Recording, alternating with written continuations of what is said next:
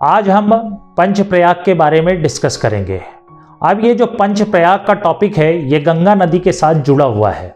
अगर आप देखें तो उत्तर के पर्वतीय प्रदेश में जहाँ से गंगा का उद्गम होता है, जहाँ से गंगा ओरिजिनेट होती है, उसी जगह पर ये 5 प्रयाग स्थित हैं। अगर हम 5 प्रयाग की बात कर लें तो 5 प्रयाग हैं विष्णु प्रयाग, नंद प्रयाग, कर्ण प्रयाग, रुद्र प्रयाग और देव प्रयाग। अब असल में प्रयाग है क्या? प्रयाग देखिए उस स्थान को कहा जाता है जहां पर 2 नदियों का संगम होता है। तो अगर आप स्टार्टिंग में इस डायग्राम को देखें तो बद्रीनाथ से विष्णु गंगा का उद्गम होता है और धौली गंगा, इन दोनों नदियों के संगम पे विष्णु प्रयाग का निर्माण होता है। विष्णु प्रयाग के आगे ही ये जो नदी है इसको हम अलकनंदा कहते हैं।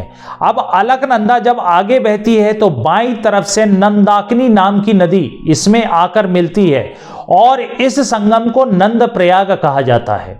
इसके उपरांत ये नदी थोड़ा और आगे बढ़ती है और फिर बाईं तरफ से पिंडार गंगा नामक नदी इसमें आकर मिलती है।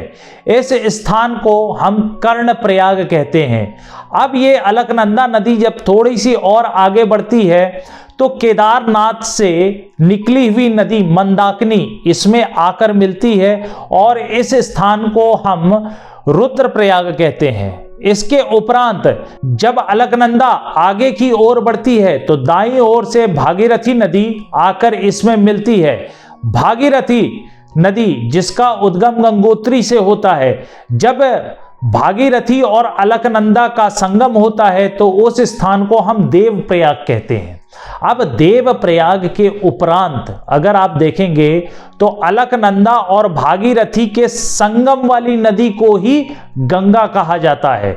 तो ध्यान रखिएगा, जैसे हम अक्सर सुनते हैं कि गंगा का उद्गम कहां से हुआ तो कहते हैं गंगोत्री से, तो गंगोत्री से वास्तव में भागीरथी नदी का उद्गम होता है। अलकनंदा दूसरी तरफ से अलग अलग नदियों से मिलकर बनती है और वो आकर देवप्रयाग में भागीरथी से मिलती है।